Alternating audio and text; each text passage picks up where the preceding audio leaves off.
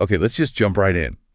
Think about it. Your body's got this incredible built-in emergency system Yeah, totally. designed to kick into high gear, make you faster, sharper, Hmm. ready for anything, right? It's amazing, really. But what happens when that system never switches off? The alarm bell just keeps ringing and ringing. That's the core of the issue. And the key player here, we're talking cortisol. The stress hormone, yeah. But so this deep dive, we're going to explore it's two sides. This hormone is fascinating, sometimes kind of scary. It's essential, sure, but devastating if it sticks around too long. exactly. So we'll dig into the science, see how it hits your mind, your body, and importantly, talk about how you can maybe regain some control. That's the plan. So cortisol itself, it's actually a natural steroid hormone. Your adrenal glands, these little things on top of your kidneys, they make it. The hormone factories. Kind of, yeah. Yeah. And it's all directed by this communication network, the HPA axis, hypothalamic pituitary adrenal axis. It sounds complicated, but it's basically the stress response control center. Got it. And for those, fight, flight, freeze moments, slamming the brakes, avoiding an accident, Or, yeah, that metaphorical lion chasing you. then cortisol is like your best friend. Absolutely. In that short-term acute stress, it's your ally. It floods your system, sharpens your focus, gets your body ready for action right now. No time for digesting lunch. Exactly. Episode. Your body's smart. It shuts down non-essentials, boosts blood sugar for quick energy to muscles, to the brain. It even temporarily dampens the immune system a bit, saves resources. Makes sense. And interestingly, for those brief, intense moments, it can actually help you remember the danger better. So you learn, avoid next time. So perfect for a quick sprint away from danger. Yeah. You're not worrying about catching a cold then. Precisely. But here's the problem. Our system evolved for, saber-toothed tigers, right? Not for traffic jams and email notifications. Exactly. The issue isn't the short burst of stress. It's the chronic stuff. The deadlines, money worries, those constant phone pings. Your body often reads those as threats, too. So the HPA axis just keeps going. It keeps pumping out cortisol, yeah. Even when there's no lion to run from. And that's where the good guy hormone turns kind of bad. That constant high alert state. It just starts to wear everything down. It really does. When cortisol stays high, all those things put on hold, digestion, immune functions, repair processes, they never really get back to running smoothly. The physical toll sounds pretty significant. Oh, it is. It's far-reaching. So what are some of the big physical signs? What starts to break down first? Well, the immune system is a major one. Short-term, cortisol suppresses it a bit, but chronic high levels, it messes things up. Your body gets kind of used to it. And paradoxically, it can actually increase long-term inflammation. Wait, increase it. How does that work? Yeah, it's complex, but the constant signaling disrupts normal regulation. Plus, you see a drop in lymphocytes, key white blood cells fighting infection. So you actually get sick more easily. That's often what happens. You're more prone to colds, flare-ups like cold sores, that feeling people call stress-induced sickness, and this underlying chronic inflammation. It's linked to really serious stuff, too. Arthritis, lupus, inflammatory bowel disease. Wow. So the thing that helped you survive the lion makes you susceptible to a head cold later. That's quite a twist. It really is. And it doesn't stop there. Your cardiovascular system takes a hit, too. High blood pressure. Yeah. Persistent high cortisol contributes to high blood pressure, faster heart rate, increases the risk of heart disease down the line. Your metabolism gets thrown off, too. Cortisol signals the body to store fat, especially around the belly. Ah, the dreaded stress belly. Exactly. And it messes with how your body uses sugar. So high blood sugar, increased risk of type 2 diabetes, it's all connected. That makes so much sense why weight gain is such a common thing people notice under stress. Absolutely. And the list goes on, really. Headaches, digestive issues that just don't quit, muscle weakness, even weaker bones over time. Quicker bones. Yeah. You might notice you bruise more easily, or maybe get gastric ulcers. Some research is even looking into potential links with certain cancers, though that's still being studied carefully. Okay, so the body is clearly under siege. What about upstairs? What's it doing to our brains or thinking? Because chronic stress just feels awful mentally. Oh, the cognitive and mental impact is huge. Persistently high cortisol, or even just disrupted patterns of it, directly interferes with learning and memory. There's a part of your brain called the hippocampus. Think of it as like memory HQ. Okay. Chronic stress, that constant HPA axis activation and cortisol flood, it can actually suppress activity in the hippocampus, makes it harder to learn new things, harder to pull up old memories. So it's not just feeling scattered. There's a physical reason for the brain fog. Yes, absolutely. And there's research showing this. Studies in animals, like piglets or older rats, show clear links between stress, cortisol levels, and poorer performance on memory tasks. And in people. Same thing. Studies in elderly humans have found connections between higher cortisol levels, reduced hippocampus volume, literally smaller memory centers, and memory problems. Oh, reduced brain volume. That sounds permanent, is it? That's a really important question, and the good news generally is no. While chronic cortisol can definitely hinder memory and affect brain structures like the hippocampus, these effects often seem to be reversible. Okay. Ew. Once the stress is managed and cortisol levels normalize, the brain shows remarkable plasticity, its ability to recover and adapt. That's reassuring. What about mood? Anxiety, depression? Well, anxiety shows a pretty strong link. High cortisol is definitely associated with anxiety.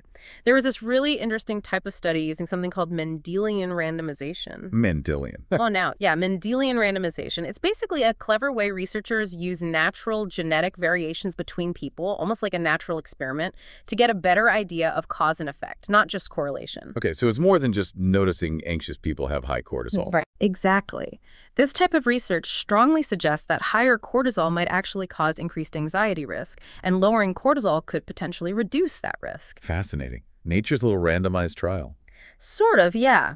Now, interestingly, when it comes to major depression and neuroticism, that tendency towards negative emotions, the picture's a bit murkier. Huh. I always assume stress just equals depression risk. Well, stress is definitely a factor. But that same specific Mendelian randomization study I mentioned, it didn't find a consistent, strong link between morning cortisol levels and major depression or neuroticism. Huh. So cortisol isn't the whole story for depression. It seems like cortisol might be a primary driver for the anxiety piece of the stress response, while other factors, genetic, environmental, other biological pathways, might be more directly involved in major depression or neuroticism. That's a really key distinction. It is. It highlights the complexity. Of course, chronic stress can absolutely make depression worse, and generally, high cortisol is linked to mood swings, irritability, just feeling generally lousy and on edge. So body and brain stuck in this danger loop. I've heard people talk about cortisol addiction. Is that like a real diagnosis? Right. It's important to be clear here. Cortisol addiction isn't an official medical term you'll find in diagnostic manuals. Right. But it is a pattern that clinicians see.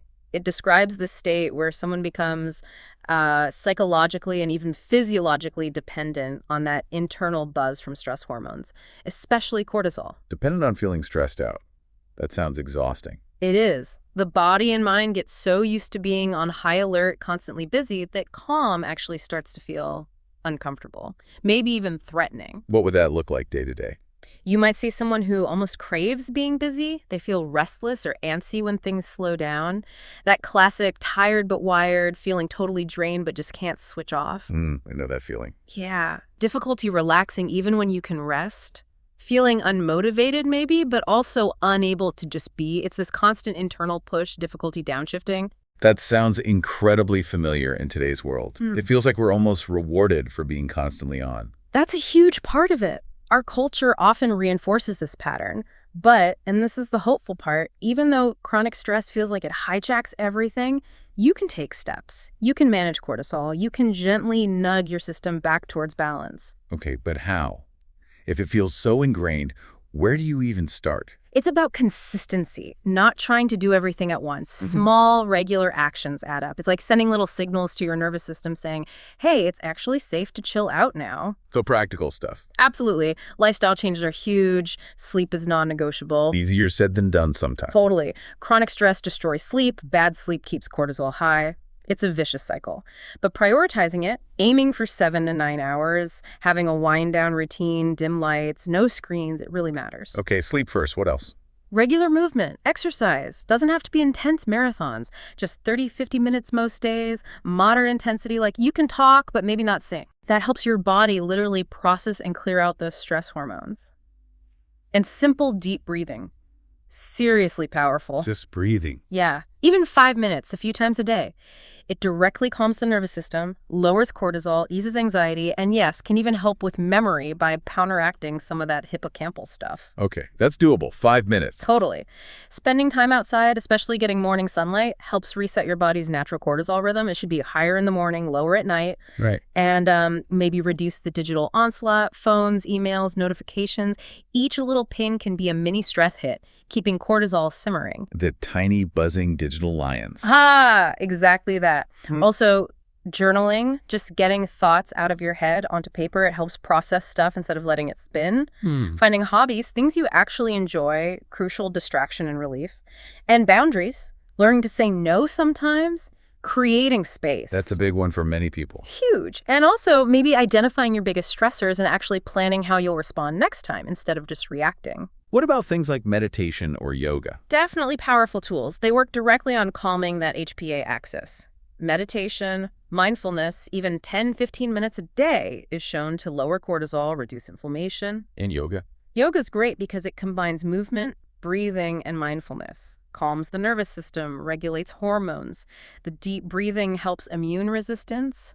Some poses might help lymphatic flow. Yeah. It's holistic. And if those negative thoughts, the stress-fueling patterns, feel really, really stuck. That's when therapy can be incredibly helpful. Techniques like CBT, cognitive behavioral therapy, or DBT, they are specifically designed to help you spot and change those thought patterns and behaviors that keep the stress cycle going. Seeking help is key then. Absolutely. Therapy, coaching, support groups.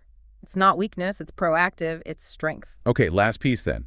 Diet. Can what you eat actually influence cortisol? Yes, significantly. Nutrition plays a big role. Focus on a balanced whole food approach. Lots of plants, plenty of fiber. Fiber is key for gut health. The gut-brain connection. Exactly. That gut-brain axis is huge for regulating mood and hormones, including cortisol. A healthy gut supports a healthier stress response. Any specific foods that are standouts? Well, things rich in D vitamins and magnesium are great because stress depletes them. Think avocados, leafy greens like spinach. They support your nervous system. Avocados also have healthy fats. Okay. Fermented foods, yogurt, kimchi, sauerkraut, they give you probiotics, prebiotics for that gut health link. Bananas are good too. Potassium, magnesium, tryptophan, which helps make serotonin. The feel-good chemical. Right. And maybe even dark chocolate, the really dark stuff, high cocoa content. It has polyphenols, antioxidants that might help buffer cortisol. Basically focus on nutrient-dense foods. So feed your body well to handle stress better. That's a great way to put it. And maybe gently ease back on caffeine and added sugars. They can spike energy and mimic that stress response, keeping you wired. Right, supplements, magnesium, vitamin D. They might have a role definitely linked to stress regulation. But always talk to your doctor first before starting supplements. Get personalized advice. Wow, okay. This has been a really comprehensive look at cortisol. It touches everything. It really does. So just to kind of wrap up, cortisol. Essential for surviving immediate danger, but chronic high levels, that's where we see the damage, physical health, mental clarity, memory, maybe even that cortisol addiction pattern. And that interesting nuance about anxiety versus depression. Yeah, the research suggesting a potentially stronger direct link, at least from morning cortisol, to anxiety compared to major depression or neuroticism. It's an important detail. So the main takeaway is, you have agency. You can influence this. Recognizing the signs, taking those small, consistent steps, lifestyle, diet, mind-body stuff, it adds up. It's about gently retraining your nervous system, finding balance again.